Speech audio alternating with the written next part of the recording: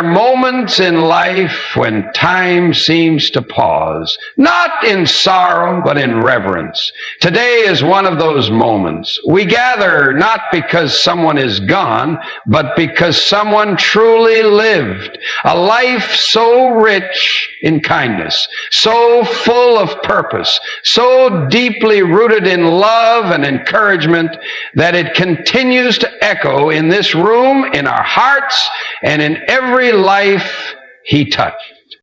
He was not a man who demanded attention, yet somehow he always had it. Not through noise or display, but through presence. Through a quiet strength that made you feel safe, heard, and deeply valued. He didn't chase greatness, he lived it.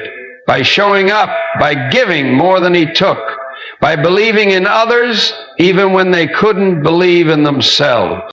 What we celebrate today is more than a memory. It's a message. His life was the message, one of hope, of faith, of unshakable optimism, and of a love that was not reserved for a few, but extended freely to all. This isn't just a reflection on what was, it's an invitation to carry forward what still is. And as we remember him, let us begin by honoring what he gave so generously, the gift of belief. The power of positive thinking is more than just a cheerful attitude. It's a force that shapes lives, relationships, and entire communities. When someone truly believes that good is possible, that setbacks are temporary, and that every difficulty carries the seed of growth, they move through the world differently. They speak with conviction, act with courage, and love without condition. That was the quiet strength of the man we honor today. His optimism wasn't loud and it wasn't naive. It was rooted in a deep understanding of human nature and an unwavering belief that people, when encouraged, will rise to meet their best selves. He didn't just practice positive thinking as a technique, he embodied it as a way of life. In his presence, doubt seemed to shrink. You could enter a conversation with your shoulders weighed down by anxiety and leave it feeling lighter, with a clearer vision of the path ahead. He had a way of looking you in the eye and helping you see something in yourself you hadn't seen before. Whether he was speaking to a room full of people or sharing a quiet moment over coffee, he poured encouragement into the hearts of others like it was second nature. What made his approach so powerful was that it wasn't rooted in fantasy. He never denied that hardship existed. He knew the world could be difficult, people could be unkind, and circumstances could seem overwhelming. But he also knew that within every person was the ability to endure, to change, to overcome. That knowledge gave him a calm kind of confidence that inspired those around him to take risks, to believe in their own capacity to do great things. He turned the abstract idea of hope into something tangible, something people could carry with them like a flame. His brand of positivity wasn't about ignoring pain, it was about facing it with courage. He taught that your thoughts shape your experience, and by choosing to see possibility rather than limitation, you open the door to solutions and strength. His words were simple, but they carried a quiet authority because they were backed by a life lived with intention. Time and again, he showed us that positivity is not passive. It's a powerful, daily decision to lean toward light, no matter how dark things may seem. Through that mindset, he didn't just change his own life, he changed ours. Faith was the foundation upon which he built his life, not only in the spiritual sense, but as a deep and abiding trust in the goodness of people, the unfolding of life, and the presence of purpose in all things. His faith wasn't loud or showy. It was quiet, steady, and unshakable. It was the kind of faith that didn't waver when things went wrong, but grew stronger like a tree whose roots deepened with every storm. He didn't need certainty to move forward. He just needed conviction. He believed that if you walk in alignment with what is right, the path will rise to meet you. For him, faith was not confined to a building or a moment of prayer. It was lived. It showed in the way he greeted each morning with gratitude, in how he treated others with respect regardless of their story, and in the calm reassurance he carried even in times of great uncertainty. You could see it in how he approached decisions, with patience, with thoughtfulness, and with a belief that things would unfold as they should, even if he didn't yet understand how.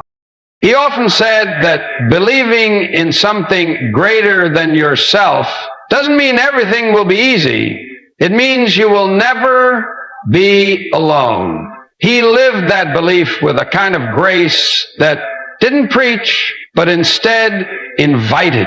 People felt safe around him, not because he had all the answers, but because he radiated a peace that came from knowing he was part of something larger than his own worries or desires. It was as if his trust in the unseen made the seen world more bearable for everyone around him. This faith also extended into his belief in others. He saw not just who you were, but who you could become. He believed that every person, no matter how lost or broken, held a spark of potential. And because he believed it, others began to believe it too. His faith in people gave them room to rise, to stumble and try again, to discover strengths they never knew they had. He didn't push. He guided. He didn't lecture. He listened.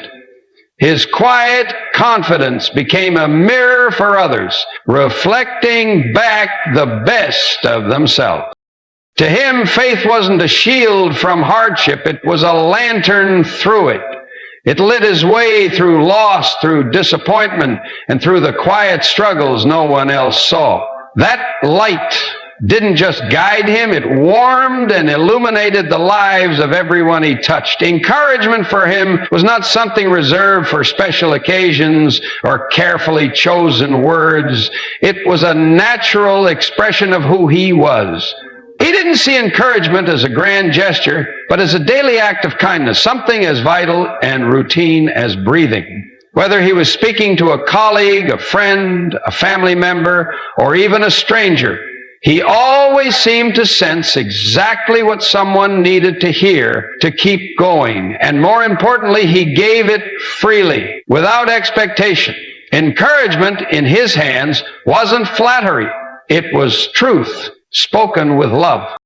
He had a gift for spotting even the smallest spark of promise in someone and nurturing it with words that gave it room to grow. He believed people often knew their own worth, but had forgotten it, buried it under years of doubt or fear. His words had a way of clearing that dust away, of revealing the strength, courage, and potential lying just beneath the surface. He never tried to fix people or force them to change. Instead, he believed that if you reminded someone of who they truly were, they would naturally rise to become that person again. He didn't save his encouragement for the moments of success. He offered it when people were struggling, when they were at their lowest, unsure, defeated. That's when his words meant the most. He never saw failure as final or flaws as permanent. Instead, he spoke with a voice that made others believe that what they were facing could be overcome and that their efforts mattered even when the results didn't come quickly. His encouragement had depth because it was rooted in understanding. He didn't just tell people what they wanted to hear. He told them what they needed to hear, gently, sincerely, and always with hope. Even in everyday conversations, he found ways to uplift. A nod, a smile, a well-timed "I believe in you" could turn someone's entire day around. It Didn't matter if he was speaking to someone who was struggling to find a job, a student uncertain of their future, or a neighbor going through a rough patch. He offered the same genuine attention and belief, and because he saw the best in others, people began to see it in themselves. In time, those who had once leaned on his words began to echo them for others. That was the ripple effect of his life. His encouragement wasn't a gift kept to himself. It multiplied, growing quietly in the hearts of those he had once lifted and spreading outward into the world. He lived by the principle of service before self, not as a duty, but as a calling that shaped every decision he made. It wasn't about grand acts or public recognition. It was in the small, consistent ways he put others before himself. Whether it was offering his time, his resources, or simply his presence, he did so with a humility that made it seem effortless. He gave because he believed that to serve others was the highest expression of love and the truest path to fulfillment. There was no situation too inconvenient, no need too small. If someone needed help moving furniture, he showed up. If someone was grieving, he didn't just offer words. He sat with them in silence, making sure they knew they weren't alone. He never made people feel like a burden. Instead, he gave the kind of attention that made others feel seen, heard, and valued. Service to him was not an interruption to his life. It was his life. He didn't compartmentalize kindness. It flowed through everything he did. His example wasn't loud, but it was powerful. He never preached selflessness. He practiced it. In a world where so many are reaching to be first, he was always content to be second if it meant someone else could move forward. And yet there was never a sense of martyrdom about him. He served with joy. His acts of kindness were not rooted in obligation, but in a deep belief that every person mattered and every act of goodness left a mark, even if it went unseen. His family, his friends, his community, they all knew they could count on him. He was the one who showed up early and stayed late, not because he wanted praise, but because he believed that presence is one of the greatest gifts you can offer. He lived with a kind of quiet readiness to help, to support, to step in, not out of pity, but out of love. He understood that when you serve others, you are not giving up your strength, you are sharing it. In conversations, he listened more than he spoke, not out of shyness, but because he genuinely cared. He wanted to understand people's needs before offering solutions. And when he gave advice, it was always thoughtful, never rushed. He didn't impose answers, he offered perspective. His way of serving was grounded in respect, compassion, and a deep awareness of the human spirit. And in doing so, he reminded everyone around him that the greatest influence comes not from standing above others, but from walking beside them. Resilience was not something he spoke about often, but it was something he lived every single day. It was present in the way he carried himself through the hardest seasons of life, not with denial or pretense, but with a quiet strength that came from deep within. What made his resilience so remarkable was that it was always rooted in hope. He didn't pretend that pain didn't exist, nor did he brush past disappointment. He acknowledged it, faced it, and then looked forward with the steady belief that better days were coming. That kind of hope wasn't blind, it was chosen over and over again, even when circumstances didn't offer immediate proof. When life knocked him down, and it did, more than once, he didn't waste time complaining or blaming. He allowed himself to feel the hurt, but he never let it define him. He believed that within every hardship there was something to be learned, some hidden strength to be uncovered. This mindset allowed him to turn trials into stepping stones, each setback becoming a platform for growth, reflection, and eventually renewal. His resilience wasn't loud or dramatic. It was the steady, everyday kind. The kind that shows up, keeps going, and finds light even in the dimmest places. He often reminded others that pain is part of life, but so is healing. He would sit with people in their lowest moments and remind them, not with forced optimism, but with honest assurance, that things could and would get better. And people believed him because he spoke from experience. He had walked through storms and emerged not bitter, but wiser, more compassionate, and even more hopeful than before. He became a living example that life doesn't have to break you, it can build you. His hope didn't depend on circumstances. It was something deeper, more spiritual. He believed that each person was made with purpose and that no season of suffering was wasted.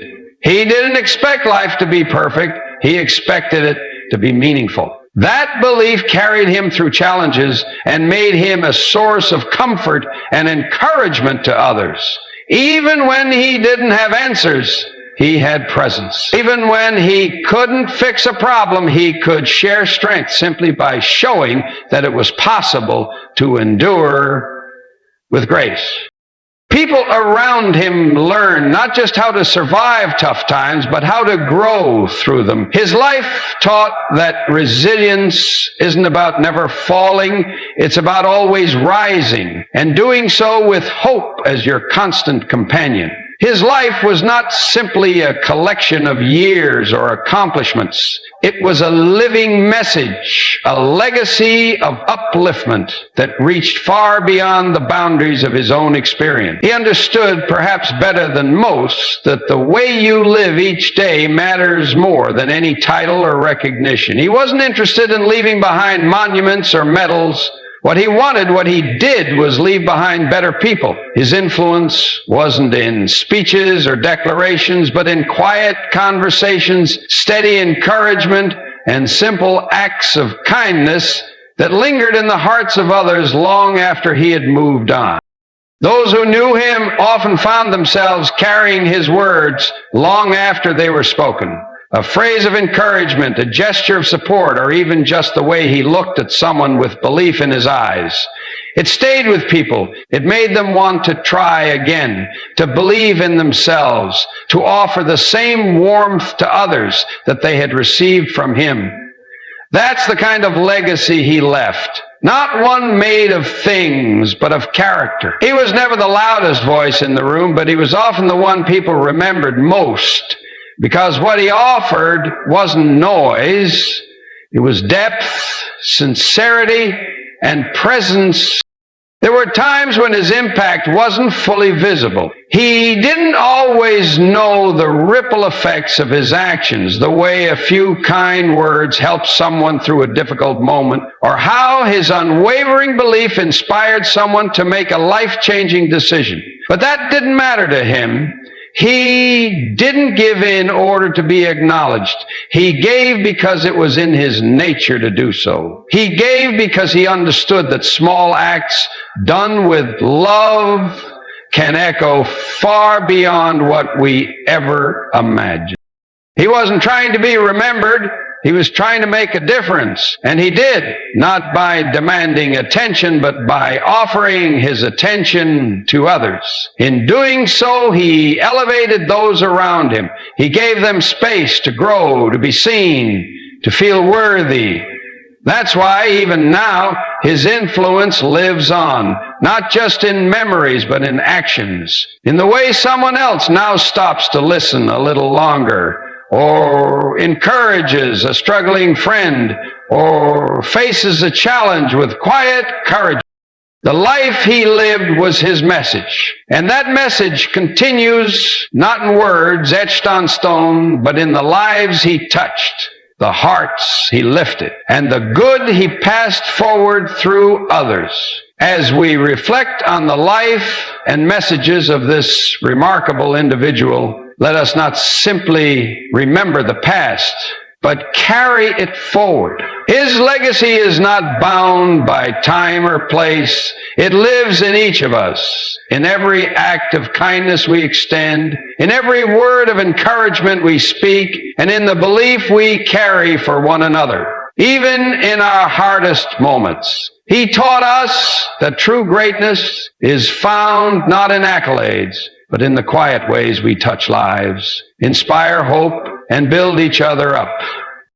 Today we celebrate not just what he did, but who he was. Someone who showed us the power of positivity, the strength of faith, and the unbreakable resilience of the human spirit. His life was a reminder that even in the midst of hardship, there is always a reason to hope, always a way to grow, and always an opportunity to uplift those around us.